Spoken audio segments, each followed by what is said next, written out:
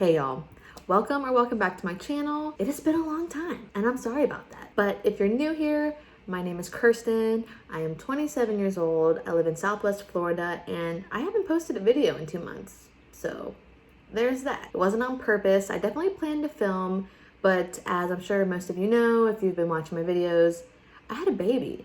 So tomorrow he'll be 6 weeks old and I'll be 6 weeks postpartum. And I didn't want to just jump back into videos and start doing random things without doing a proper introduction of my son and also telling y'all my birth story, because I just wish that someone had said this to me when I was deciding what I wanted to do, what my birth plan was going to be, because I was met with some anger, actually. Some people were angry and they disagreed with me, and I was just like, why can't we all just support each other? So my first video coming back is going to be my birth story, and I wanted to introduce you to my son and tell you his name. If you follow me on Instagram, you already know his name, but you should definitely follow me on Instagram because I post so many videos, pictures of him. I'm obsessed with him. So don't forget to like and subscribe. I know to put out more videos. I definitely want to start putting out like day in the lives and just like different baby related content, because that's the season we're in right now. That's my season of life. It's just nothing but babies and lack of sleep. So if you're into those things, definitely subscribe. I'm going on like 4 hours of sleep, and that was a good night. Let's just start from the beginning, shall we? At around 32 weeks, I approached my doctor with the idea of having a scheduled C-section. At this time, we thought that my baby was head down. He probably could have been. My doctor was very interested in why, and I had my reasons, and luckily she was really great and understanding, and so we scheduled my C-section for 39 weeks. Now, I was not opposed to having a vaginal delivery, but I knew at that time anyway, I wanted to have a C-section. I just felt like for my mental health and just for my overall well-being that I wanted to have a C-section. I will say though that as soon as I hit 37 weeks, I did try to go through the motions of like doing things to progress along, just because I wanted to become dilated and effaced and all of those things. But I didn't care if I went into labor. If I did, that's awesome, cool, like that would be an interesting experience. But I knew I had a C-section scheduled for the day that I turned 39 weeks, so I was just looking forward to that as well. 2 days out, it's my 2-day pre-op appointment with my doctor. They're just going over everything with me, telling me basically how the C-section is gonna go, and then she starts feeling around for the baby. And that's when we realized that my baby is actually a transverse breech. So that means he's just like laying like this in my stomach. So when that happens, they usually schedule C-sections anyway. I know that there's like some techniques that they can do to like flip your baby and stuff like that, but I really wasn't interested in that. I know a lot of things can go wrong and then you still end up needing a C-section anyway. I just decided he's breech, he's basically full term. I doubt he's gonna flip on his own in the next 2 days. I honestly was so done being pregnant at that point, and I just wanted to meet my son. So I just went ahead and I was gonna deliver C-section to a transverse breech baby, which she told me because he was transverse breech that can take a little bit longer than just like a normally positioned baby. And I could also feel more tugging and pulling during the C-section. So we get to the hospital on April 8th, it's me and my boyfriend, and we settle into our hospital room. We're filling out paperwork, they're hooking up me to IVs, putting on all my bracelets and everything like that. We didn't go into the OR until around 3 p.m. I think is when they started rolling me in there. My boyfriend couldn't be in there right away while they were doing the epidural, like doing the numbing and then the epidural, but it was only like 15 minutes without him. So they're wheeling me to the OR. I kissed my boyfriend goodbye. It was like, I don't know, it's weird thinking about this because it seems so long ago, but it was only 6 weeks ago. It's just crazy. But they're wheeling me into the OR, and I kiss Brandon goodbye, and I go into the OR room, and I'm not gonna lie, it's a really weird, awkward environment. Like, you're in an operating room, and it just seems like the ones you see on TV where like people are in emergency surgery, but you're just like in there nonchalantly having a baby. And it's really bright and white and sterile.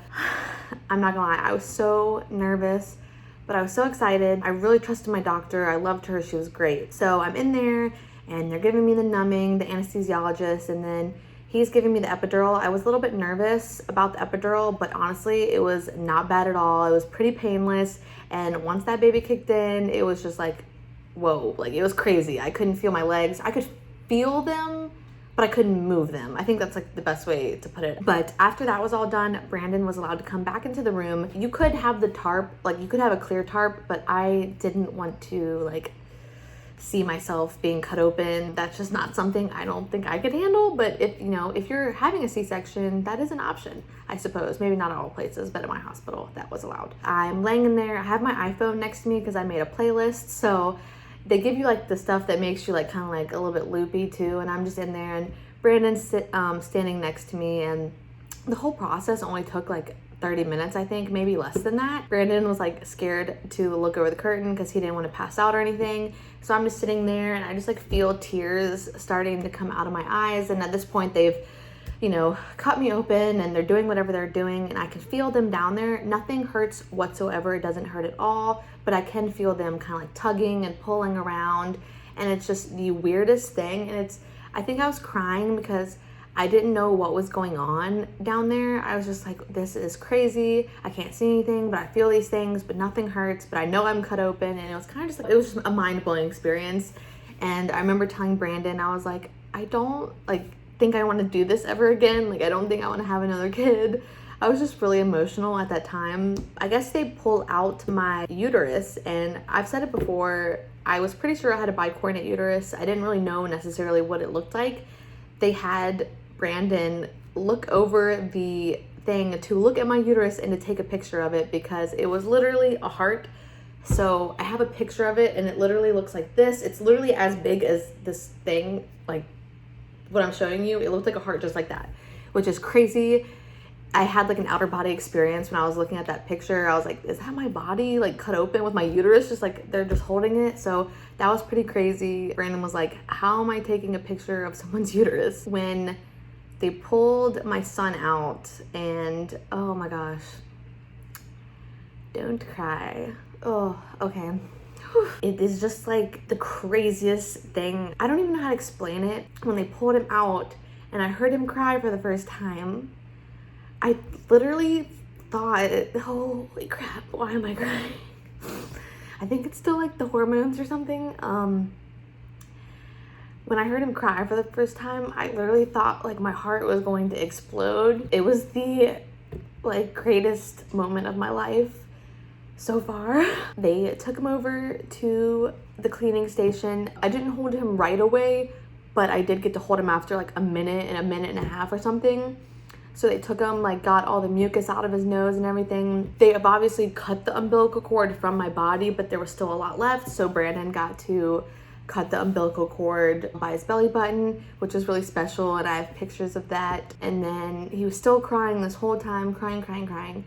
And I finally got to hold him, and when they laid him on my chest, he literally stopped crying instantly. And he just laid there, and he was just looking at me, and I was just like, oh my gosh, this is my son. I couldn't believe it. It was like, there's no way to prepare you for that moment. I didn't think I was gonna cry telling this story, but here we are. But yeah, so they laid him on my chest, and he was just snuggled up on me. They put a blanket over him, and I just got to hold him. I think I got to hold him for like 5 or 10 minutes, and I was just talking to him, and he was just the cutest little chicken nugget I've ever seen. I think I have a video of him laying on my chest, and I'm gonna play that right here. What do you think, Kirsten? Oh my god, I literally don't have any words. Yeah? Maybe. Was it hard? It was a little scary. Definitely not what I expected. What about you, Brooks? Was it hard for you? You look tired. You look like you ran a 10K. He was moving like a crazy man. My buddy boy.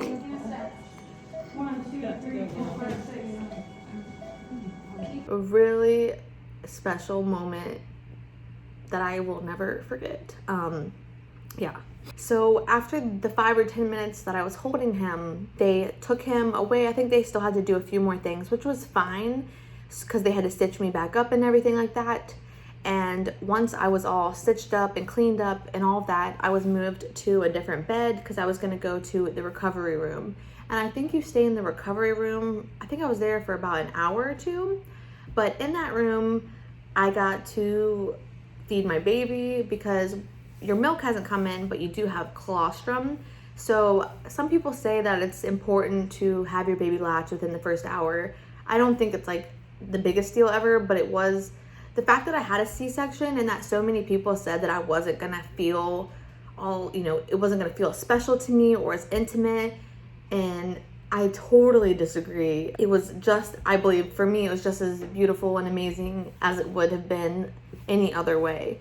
But I got to feed him within the first hour and we sat in the recovery room. Brandon got to hold him and it was just really incredible. I still felt really loopy, but at this point we were just working on getting feeling back in my legs, which I feel like everything went routinely, like my feeling came back when it was supposed to.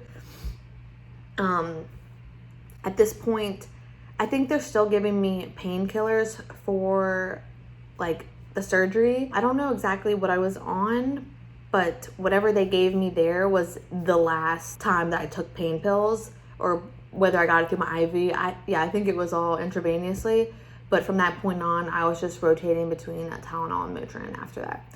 So, because I honestly didn't want to be constipated, so I was like, no more pain pills, no more IV pain medication. I just want to go to regular pain medication. After I was in the recovery room, they wheeled me to my room where I was going to be staying for 2 days, because when you have a C-section, you have to stay for 2 nights, or you can stay for 3 nights, but by the 2-day point, I was ready to go. And they wheeled us back to our room, and basically I just oh, hold on. He's awake. You can tell him your name? This is my boy.